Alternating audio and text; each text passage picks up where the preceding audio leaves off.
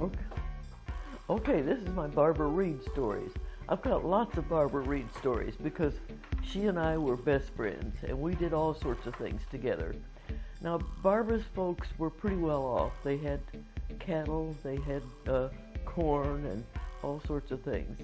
Well, her uncle was the one that was selected to drive a load of corn to Iowa to sell it.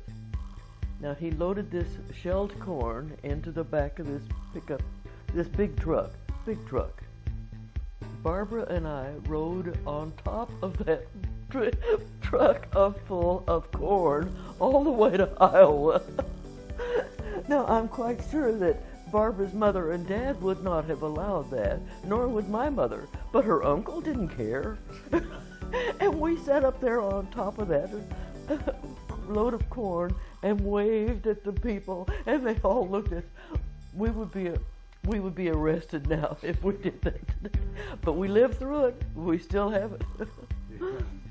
And then I have another Barbara Reed story. He rounded up his cowboys, and they took a load of cattle to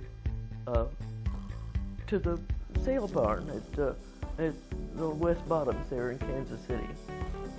And he sold this load of cattle. Well, after they sold the load of cattle, they would go over to Emery Bird Thayer's department store and buy a whole new outfit for everybody because they were full of dirt and stuff from selling the cattle. And then we would go to a nice restaurant. Well, Barbara and I were along with them. So we went into this nice restaurant, and Josh Reed would always yell, "Waitress, 13 beers and 2 Cokes. 13 beers and 2 Cokes. We sat there all afternoon. I must have had 6 Cokes.